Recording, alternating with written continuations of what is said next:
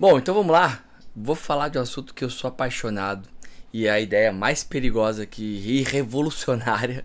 Ah, no canal de conservador, pois é. Que você vai ouvir certamente hoje, ou pelo menos essa semana aí. A ciência é genuinamente o empreendimento mais conservador já criado pela humanidade. Pois é isso mesmo. Volta aos 2 segundos atrás e escute de novo. Então, enquanto você vai sendo condicionado por aí a pensar em ciência e conservadorismo como forças opostas, a toda uma análise profunda vai revelar essa verdade chocante que ninguém vai estar discutindo por aí. Você não vai ver com facilidade. Os princípios conservadores, lá do papaizinho do conservadorismo, Edmund Burke, tá literalmente codificado no DNA do método científico. Pois é. Então você tá pronto pra gente imergir nisso daí? Ter uma visão real, ter uma mudança de chave aí, uma virada de cabeça, colocar ela pra baixo nos próximos minutos? Pois é, vamos lá. Depois que você entender essa conexão fundamental, você vai olhar de outro modo pro debate entre a ciência e as questões entre como as coisas se desdobraram, como se desenvolveu a própria ciência e tudo mais, né? É a história que o Stephen Hawking lá, o Richard Dawkins e o Neil deGrasse Tyson jamais contariam, certamente. Por causa do seu ateísmo e, naturalmente, um conservador dificilmente é um ateu, né? Ou um deísta, ou alguém agnóstico. Bom, se eu disser para você que Isaac Newton, o homem que revolucionou a física, ele dedicou mais tempo estudando alquimia e teologia do que a própria ciência moderna. Você sabia disso? E, inclusive ele previu lá para 2060 ou 2062, alguma coisa assim, o fim do mundo. Então, ou seja, ele já estava lá imerso nisso tudo. O Einstein mesmo, quando ele desenvolveu a teoria da relatividade, ele não estava tentando derrubar Newton. Ele estava tentando preservar como um caso especial, como que é uma estrutura mais ampla nesse sentido. O Thomas Kuhn, aí seria o nosso ponto de apoio maior aqui na estrutura das revoluções científicas, 1962, se eu não me engano.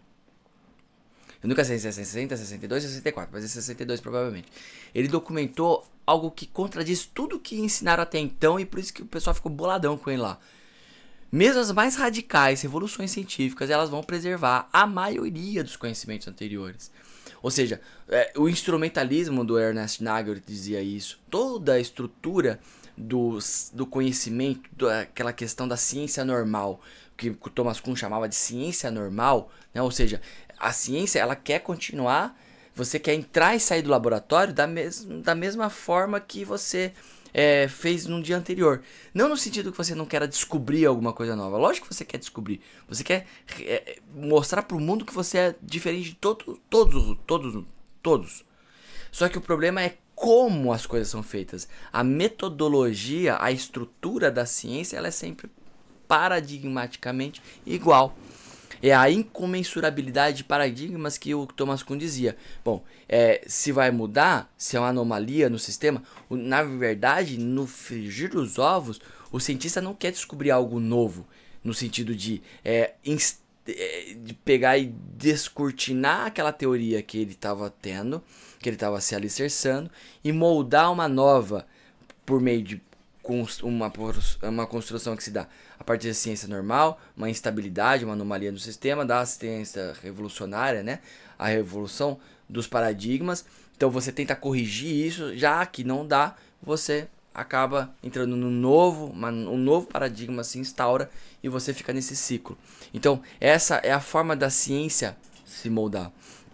Não só ele, como Michael Polanyi, né? Foi além, ele provou que 95% da ciência ela acontece não por rupturas revolucionárias, mas por ciência normal. Então a acumulação paciente e conservadora do conhecimento é o que rege a ciência. A estrutura dos paradigmas anteriores, a estrutura das teorias anteriores. Então as conjecturas que portanto, dizia: bom, eu só consigo teorizar porque existe algo antes de mim.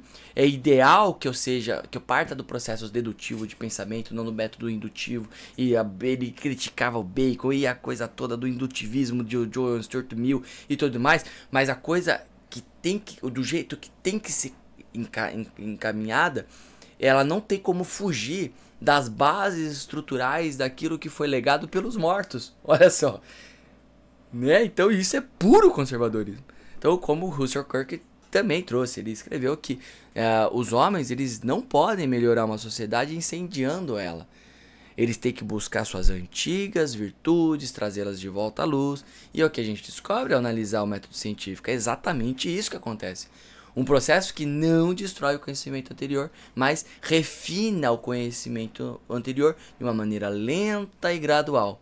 Então, quando a gente examina a ciência por meio da lente porciana, do lado da questão semiótica que a gente sempre fala aqui, algo fascinante vai emergir. Porque o Charles Sanders Peirce, também como um grande filósofo da ciência, o maior lógico americano que já existiu, não há dúvida nisso, ele desenvolveu uma taxonomia de signos que vai revelar como a ciência opera de maneira fundamentalmente conservadora. Primeiro a gente vai pensar no procedimento de revisão por pares, tá? Não sei o que é revisão por pares. É aquela que tem um coleguinha lá, um referi, que vai analisar o artigo. Se ele validar, você vai publicar numa 1, a 2, a 3, o qual que quer que seja lá. Se ele negar, ele negou, você não pode publicar. Ou se ele pedir o ajuste, você tem que ajustar para conseguir publicar. Eu já tive vários disso acontecendo e tenho alguma experiência com referis aí. Bom, é um mecanismo que tantos considerariam burocrático e é essencialmente um dispositivo burkeano. Então ele vai garantir que novas ideias elas sejam testadas contra o conhecimento que vai ser estabelecido antes de serem aceitos. Então é a incorporação institucional do que o Roger Scruton ele chamou de o princípio da prudência, né? Então essa noção de que as mudanças elas têm que ser graduais, têm que ser testadas contra a sabedoria acumulada.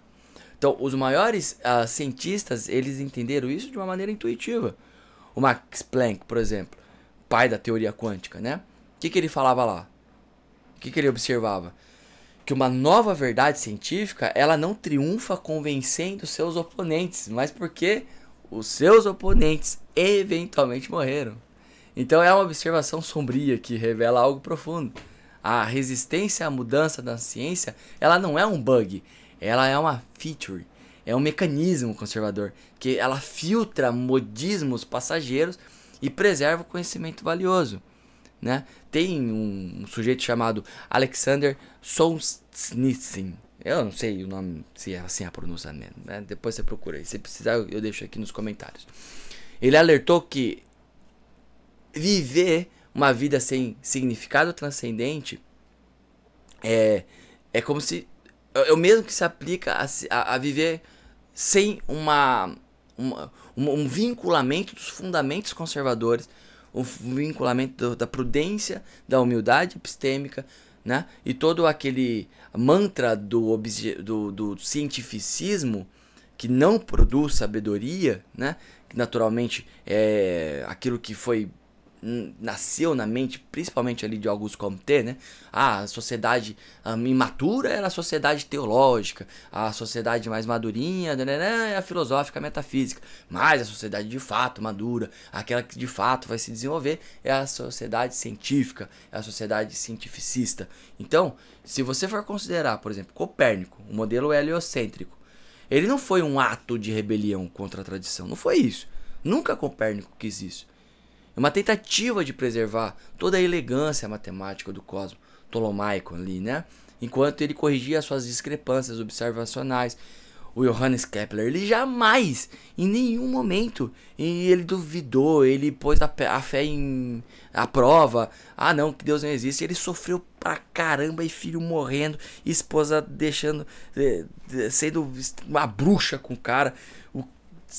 Toda a dificuldade que ele teve ali com o Tycho Brahe, depois que ele já venceu etapas extremamente dolorosas da vida dele, sendo abandonado por Maestlin, que era o professor dele ali, em nenhum momento ele questionou a fé, pelo contrário, ele em todo tempo, a todo momento, ele procurava mostrar para o mundo aquilo que eram as leis da forma que ele enxergava como Deus tinha criado.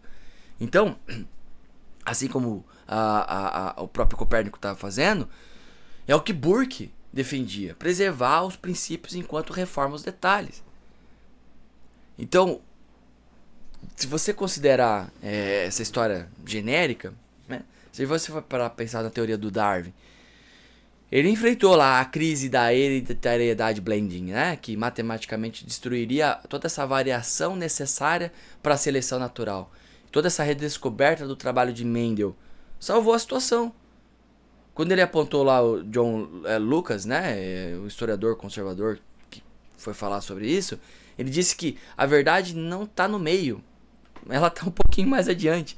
Então a genética mendeliana não substituiu Darwin, ela incorporou numa síntese mais completa. Então o próprio método CRISPR-Cas9, né, você já deve ter ouvido falar, em 2012, estou puxando sardinha pro meu bico aqui de mestrado, né, e a tese de doutorado voltada para o universo da biotecnologia, sobre a questão da edição genética. Ele parece revolucionário, né? Ele surgiu basicamente por observação conservadora de padrões e genomas bacterianos que existiam há bilhões de anos. Então, tanto elas, eu não sei se elas ganharam o prêmio Nobel, alguma coisa assim, a Jennifer Doudna e a Emmanuelle Charpentier, elas não inventaram um sistema novo. Inclusive o Cas9, a proteína já era conhecida há muito tempo, a questão da clivagem já era conhecida há muito tempo. Elas simplesmente empacotaram melhor aquilo tudo e revelaram uma sabedoria que já existia na natureza há muito tempo. Então é uma coisa que eu sempre falo, todas as soluções para os problemas ambientais modernos você encontra na natureza, de alguma maneira. Só você fazer a associação. Eu quero descontaminar um efluente que está contaminado por Dispersed Red One, que é um corante específico ali da indústria têxtil, por meio do quê? Por meio do Flebia, tipo de fungo, ele descolore, mas ele não resolve o problema da contaminação, que vai ser resolvida por nanopartículas magnéticas, por moringa oleífera, e o que quer que seja, vai ser associado com aquele controle biológico, com alguma praga que até então tá ali consumindo, eu vou colocar um outro tipo de inseto que vai equalizar aquilo tudo. Ou seja, eu tenho incontáveis formas de usar a natureza contra a própria degradação ambiental. Então, ou seja, quase toda, é como se fosse uma farmácia infinita. A gente conhece, são 100 mil fungos no universo estimado, superestimado, vou dar o número superlativo de 5 milhões de fungos. É muita coisa. Então a quantidade de fungos associado com vírus, com bactérias, imagina quantas milhões de entrecruzamentos, de conexões que a gente consegue fazer para resolver problemas. Mas se a gente voltar para a filosofia, para o Kant, por exemplo, ele estabeleceu lá que existem limites fundamentais para o conhecimento humano. Então o método científico, com ceticismo incorporado, um dos pilares do conservadorismo é o reconhecimento prático desses limites. Então, o que Hayek ele chamou de a pretensão do conhecimento. Então, a verdadeira ciência, ela encarna o que o Michael Oakeshott ele chamou de conhecimento prático. Então, é aquela sabedoria que ela não pode ser totalmente articulada em proposições, mas que existe na prática acumulada. Então, é o legado dos mortos, é o acúmulo do conhecimento. A tradição é o nosso sábio conselheiro. Até o Confúcio lá ensinou que a estabilidade da sociedade começa com a retificação dos nomes, né? Então garantir que essas palavras correspondam à realidade. Então a obsessão científica com definições precisas, com medições rigorosas, é análogo à metodologia de um princípio conservador. Até um inimigo aí, né? O grande nome que deu vazão aos contextos ali, assim como Epicuro, Demócrito, para a mentalidade de Hegel, né? Para a mentalidade de Marx, o Rousseau. Jean-Jacques Rousseau, frequentemente ele é da patotinha, né, revolucionária, mas na verdade ele advertiu contra os perigos da racionalidade descontextualizada. Da mesma forma, a ciência genuína, ela reconhece que teorias abstratas, elas devem ser testadas contra a realidade concreta. Então se você pode estar pensando aí, mas assim, a ciência constantemente dela derruba ideias antigas, correto? Sim, porém, como Chesterton dizia, e ele bem observou, ela não derruba uma cerca até que saiba por que ela foi construída. Então a ciência, ela não descarta ideias só por ser antiga. Ela descarta quando falha em teste. É o que o Popper dizia. A teoria X com a teoria Y vai entrar no ringue. E elas vão se degladiar. Vai sobreviver aqui, passar por mais testes. Que for mais bem testada. E mesmo assim, frequentemente se preserva, como casos especiais de teorias mais amplas, muitos aspectos, paradigmas daquela teoria. E talvez você também pense, os conservadores, eles frequentemente se opõem no consenso científico em questão como mudança climática. Verdade, mas isso é política. Isso não é ciência propriamente dita. Né? Aquela coisa, até o Scruton ele colocou ali na Filosofia Verde. É um livro, meu manual de instrução. Né? Que ele diz que o verdadeiro conservador ele deve primeiro ser o defensor da conservação, do ambiente natural. Tanto quanto das próprias instituições sociais valiosas. Não faz o menor sentido um conservador não olhar com carinho para as questões ambientais, porque se considerar um conservador teísta, que entende a criação como um legado do próprio Deus, que deixou para que o homem seja um zelador, aquele que vai ser o mordomo e que vai cuidar da natureza, não faz sentido ele destruir a natureza. Não faz sentido usar todos os recursos até eles se esgotarem. Porque, paradoxalmente, a própria sobrevivência do homem que está em jogo, não do meio ambiente. Ele vai se regenerar. Bom, então é isso. Então o que você testemunhou aqui não é somente uma curiosa sobreposição entre ciência e conservadorismo. É a revelação de uma metodologia científica que ela vai incorporar os princípios centrais do conservadorismo burkeano, o ceticismo saudável diante de novidades, né? O respeito pelo conhecimento acumulado, as melhorias testadas ao longo do tempo. Então é como o Burke escreveu, as pessoas que nunca olham para trás, para os seus ancestrais, elas não olham para frente, para a posteridade. Então ele sempre disse, é uma coisa que eu sempre falo aqui nos nossos vídeos, a nossa sociedade é uma aliança entre os vivos e os mortos que ainda não nasceram. Em nenhum momento ele estava pensando na Eco 92, que diz, seria isso, né, uma forma de dizer o que foi dito sobre o significado do desenvolvimento sustentável. Né? Então a ciência genuína, ela olha constantemente para trás. Né? Vai citar, vai a referência, tenta publicar um artigo sem os 500 referências ali, se você vai conseguir publicar. Não vai, porque ela se constrói a partir do que foi construído. É assim que se caminha a sociedade. Então, agora vamos revolucionar tudo, essa patotinha, vamos revolucionar tudo, agora nós somos cachorros, agora somos pássaros, agora eu me sinto um inseticida. Sabe, da onde que tira essas coisas? Ele só pode ser do fiofó dos chatbots aí da vida. Não tem respaldo na realidade. Não tem construção de saber. E por isso que é estúpido. Você olha e só vê estupidez, imaturidade, problemas mentais, algumas coisas nesse sentido. Porque não tem legado, não tem construção do saber. É pífio, né? É pueril. É isso. Então, espero que tenha sido útil para você. Se você gostou, chegou até aqui, deixa um comentáriozinho, a gente vai explorar isso, vai tentar se aprofundar a partir de perspectivas aí que vocês queiram que a gente trabalhe com maior profundidade e assim a gente vai caminhando, tá bem? Então, espero que tenha sido útil, nos vemos numa próxima oportunidade, um grande abraço.